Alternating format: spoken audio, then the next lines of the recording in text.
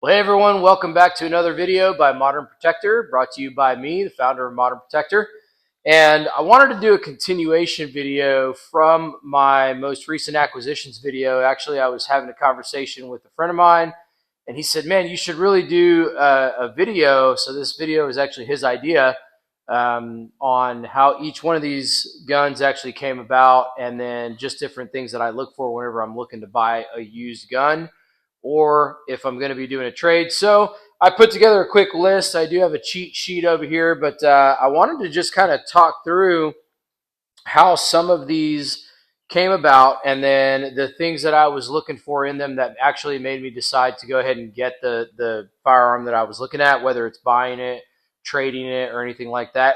I will say that whether you're buying, trading, or whatever from a gun show, from an individual, or even somebody on a forum, I came from Texas, and Texas Gun Trader was probably one of the largest ones. I know Arms List is nationwide, so there's a lot of different forums that need to be. I feel like there should be a whole lot more because that's part of the Second Amendment. We need to be able to exercise our rights for that. So, one way you can exercise your Second Amendment right is just promoting gun tube stuff like this. So, if you like the channel, give it a thumbs up. If you want to send it over to somebody else, share it.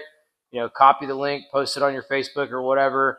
I'd be happy to reach as many people as I can with this channel. So with that being said, I appreciate you tuning in and watching this. So I'll try to keep it pretty brief, but I wanted to just go through what I listed was like the top 10 things that I look for whenever I'm looking to buy a used handgun or doing some trading.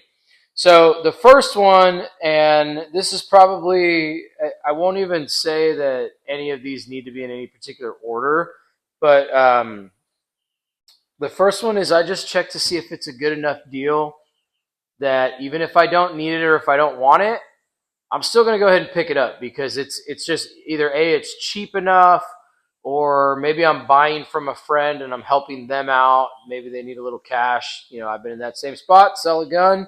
So that's kind of the first one is it a good enough deal that if I bought it and it just sort of sat in the safe for a while without being used, am I still okay buying it? And that's actually what I did with that last AR-15 that I had that I traded for this SIG X Macro. So, and we'll talk about that one again when we get to one of the other points. But another big one for me, and this is really specifically for me because I'm left-handed, and both of these holsters. Well, not this one. I bought that one, but both of these holsters for a SIG 365 and a 365 XL both came with a gun that I purchased. But I like to find out how marketable is it? Is it a popular handgun? Am I going to have any kind of issues getting holsters for it, magazines for it? Being left-handed, I already have an issue, right? But if it's a rare gun or it's something that I'm not going to be able to find magazines or parts for very easily, it may not be real high on my priority list. So that's why you'll see most of these out here are modern firearms. Um, so that kind of leads me to like the next point here is aftermarket modifications. If I wanted to change out a trigger, if I want to add night sights, maybe it's got the factory Glock stock plastic sights, which these will get changed out at some point if I keep it. And I just want to make sure that I'm not going to run into an issue where I can't get anything for a gun that I now purchased and I'm stuck with it if something happens to it and I can't pick up parts for it or something like that. Excuse me. Um, so another thing I look at is the condition. One second. The condition of the firearm. Now, every one of these out here is in fantastic condition, but this is probably the one that's in the worst condition of all, and this is one of those police trade-in Glock 17s that I got from my buddy over at Combat Solutions Group in Texas. Again, don't forget to check him out, man. He also reloads ammo. So if you need any 77 grain Sierra Match King, or I think he's got a 64 grain bonded core like a Hog Reaper. So yeah, hit him up, man. He can hook you up with some ammo. All right. So the condition of it, I try to find out like, okay, did this person buy this gun and they used it for gun tubing torture testing? If it was a torture test gun, I'm probably not going to want it, even if it still functions. If it functions, I might give $100 for it if it's like a $700 or $800 gun. But if it's been all beat up and scratched up, if somebody's going to go through the lengths to torture test a $500 to $700 pistol, hopefully at the end of it, they would go through the lengths of replacing any of the parts that maybe got damaged, and then possibly stripping it down, Cerakoting it, texturing the frame, and maybe even putting a new frame if it's a SIG. But anyway, I digress. One of the things that I will say about this gun is I picked this one up at a gun show, and based on the condition from what I can see on it, this gun was in really good shape. However, I never opened up the optic mounting plate. You just wouldn't think that somebody who's got a fairly new gun sitting in the bag with the manufacturer's box and all that stuff, he had mentioned it was used, but the optics mounting holes had screws that were stuck in there, and I was never going to be able to use this slide with the original intended 407, 507C, or the Trijicon RMR footprint. So what I did is I actually picked up a plate from Shadow Systems and I mounted that 407K on there. You know what? I'm going to move this camera closer. So give me 1 second. We'll get that done. All right, so that's considerably better now that you actually get to see the best part of the table. I won't say that's me. It's everything right here. So the condition of this Shadow Systems was not up to par with what I personally would have done on that trade. However, they did make it right when I went back to the next gun show and they gave me back my 407K. Versus paying me $400 to buy a new slide or taking the money back that they credited me toward that gun. So condition's very important, right? If you find something that's a safe queen, it may be a little bit more expensive, but if you're buying an optic ready gun, ask whoever is selling it to you if you can look underneath the optic plate, because people be acting up out there. So another thing I look for is original packaging, and it's not the end of the world if I buy a gun that doesn't have the original packaging. However, I'm also going back to like point number 2 is marketability, right? I don't know if I said this one or not, but if I needed to sell any of these for whatever reason, family emergency comes up, I decide that I want to convert all of my guns into a new truck or something. I don't know. But if I needed to sell them and I was going to sell them, I would want to know that I could just take this Glock 17, list it on a forum, take it to a gun show, reach out to a few buddies, and that this gun could go pretty quick, right? Obviously, priced accordingly, it's going to go fairly quick. But having the original packaging helps if you have all of the factory boxes for each gun that you have. This one was modified with a direct mill to the slide. So I would have had to know that I was going to be able to have the optic for this, right? This is my 19 that I carry most days. If I get a optic ready slide or a slide that was cut to a specific optic, I'm only going to be able to mount that one optic. So if I'm not getting that optic with the gun, it may not be a go for me, because I don't want to go out and buy a gun that was cut for, a $600 aim point, and I know myself, I'm not going to go out and buy a $600 aim point unless I get it for $200-300. So original packaging, and then that kind of leads me to the next portion on that is the accessories. I absolutely love getting guns that come with tons of accessories, right? This SIG is one of them. I think you guys have already seen that. I mean, it's just a SIG X macro, right? Nothing special about it.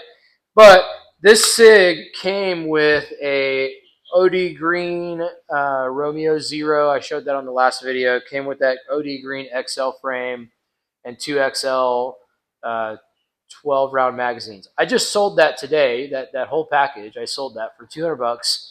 And that's $200 off of the price from this gun by doing that. So, if I can convert some of those accessories to cash, I will. But if they're useful for you, let's say you get a holster, right? Like this Glock 43X came with this holster that I can't use because it's wrong-handed. But that's a nice little holster for my wife if she decides that she wants to use it. So that was a plus in that deal, is I knew that I was going to be getting a little holster for it as well. Extra magazines are a huge deal, especially with SIGs, because they're probably one of the most expensive ones out there right now. So far we've got, is it a good enough deal? That's point number one. Is it a good enough deal that I can let it sit in the safe and not be concerned about the money that I spent on it? Or if I trade it even before I get a chance to shoot it.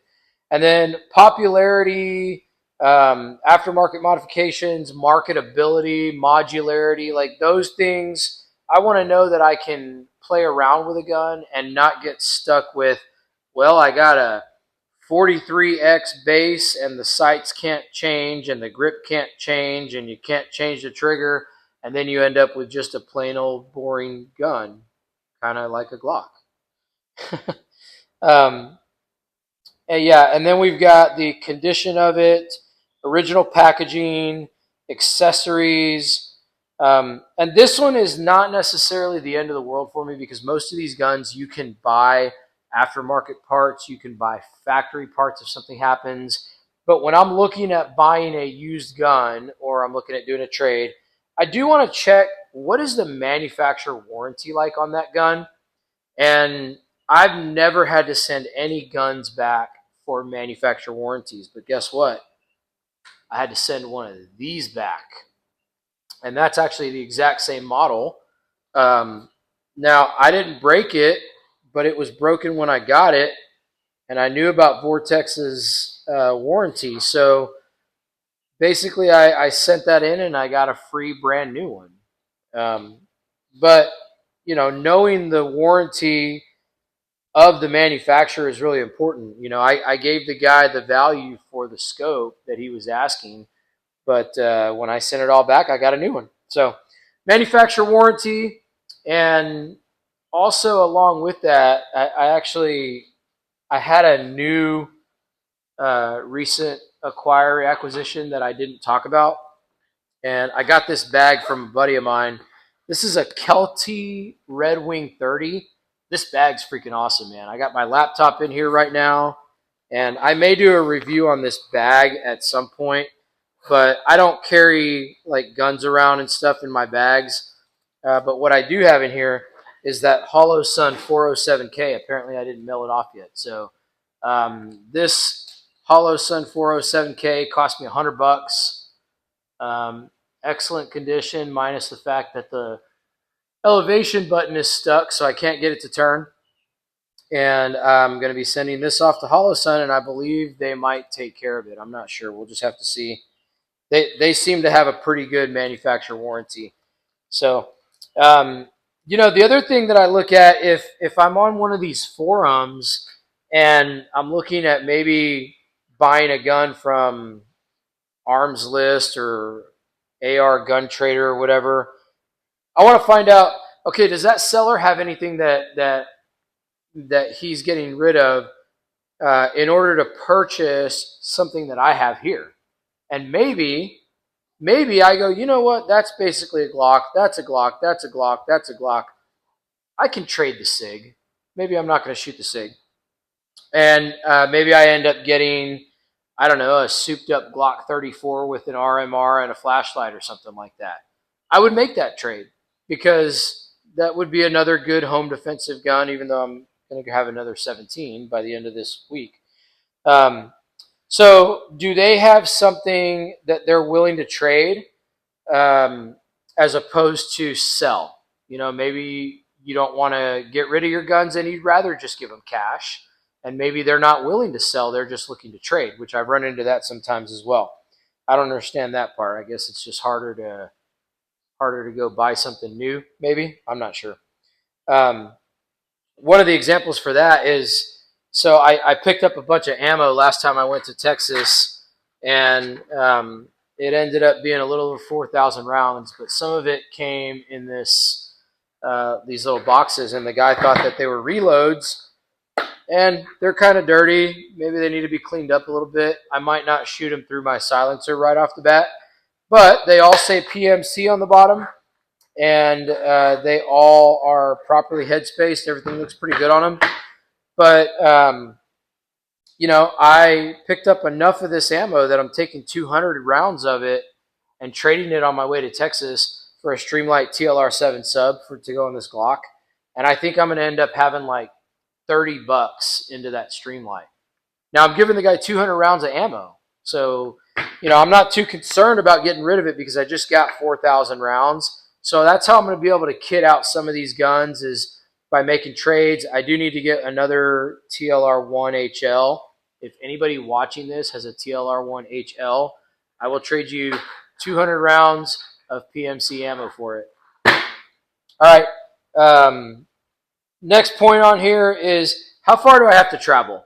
Now, this Glock 19 that I carry every single day, I went to meet a guy to get it, and I think I ended up driving like an hour and 45 minutes or something, or it might have been an hour and a half.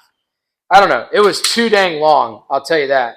But he gave me the Holosun, the Glock, and I think it came with, I got a moth on me.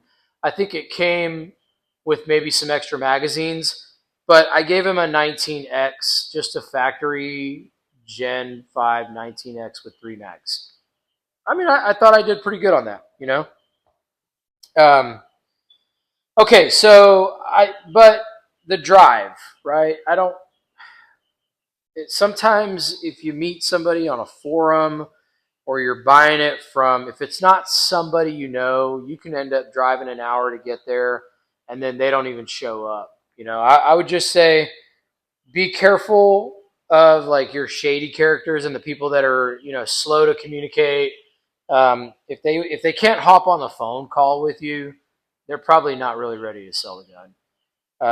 And if it is your first time, let's say you're going to buy a gun for the first time, and you don't have the opportunity to carry a gun with you, try to meet in like a public daylit place. If you're already going, maybe you're going to buy another gun, man, just carry a gun because you never know when you're going to need it. And then the last point on here, I don't know how many of these I've covered, but the last point on here is, can I afford right now to go down to the bank and take cash out of the ATM and buy that gun? If I can't do that, then I'm probably not going to buy that gun. There's been times that I've done that in the past, and it just causes too many financial situations to arise in a moment. Anyway, so the biggest thing that I would say here is you can buy used guns and still get very nice guns. You don't have to go into a store and go pay retail for a gun when there's thousands of guns out on the used market. Yes, it's perfectly legal to do it that way, and there's nothing wrong with doing it that way either. But I wanted to just talk through some of the points that have helped me, things that I look for, things that have given me, overall some really nice guns. And I feel like it's giving me the opportunity to shoot many different types of guns. If I don't like this 43X and I want to go pick up a Hellcat Pro, I'm sure somebody with a Hellcat Pro would want to trade for a 43X. I'm not saying I want to do that. Maybe not yet, unless you got a flashlight and a red dot on that Hellcat Pro. I don't know. Maybe we'll see. But anyhow, I hope this video helped you guys. I'm going to show you a couple more of some of the most recent acquisitions that came through. So this is a D60. I got 2 of these while I was down in Texas with that ammo. Just gave that guy a good enough deal. I bought this a while back, obviously pre-election, but just a Riot gas mask. I actually picked up about 6 of these for a really good price that I made all my money back after selling 2 of them. And I still got 3 of them up here on the shelves behind me. But the other thing, that cheap $500 AR-15 that I bought, I went and I bought this from a guy off Facebook Marketplace, and I paid him $60 for it. I drove about 15 minutes down the road to meet him, and I threw that on that AR-15 whenever I traded it. So $560 was what I got into this, and now I just sold the other parts for $200. So you do the math. Anyhow, guys, if you have any questions about certain gun trades, or you're looking at a specific gun and you have this one and you're not sure if you should make the trade, or if you have any things that you want to hear about as far as that's related, man, just let me know, because I want to be able to help you guys. I want to do whatever I can to make sure that everybody is knowledgeable when it comes to the skill set of buying used guns. I say skill set because it's legitimately a skill set. It can be developed. So buying or trading, or what to look for on a trade. I don't want anybody getting burned, taken advantage of by those sleazy gun show guys who are back there saying, yeah, I got this special edition SIG X Macro, newest edition, just came out. I'll give it to you for $1,200. And then somebody overpays for something. That's going to happen at most gun shows. So anyhow, I'm rambling now. I hope you guys enjoy your Easter. God bless y'all. If this video helps you, then hit the like button, share it to somebody that might be able to use it. And don't forget, subscribe to the channel, bell notifications, and all of that good stuff. Happy Easter, guys. Take care. God bless.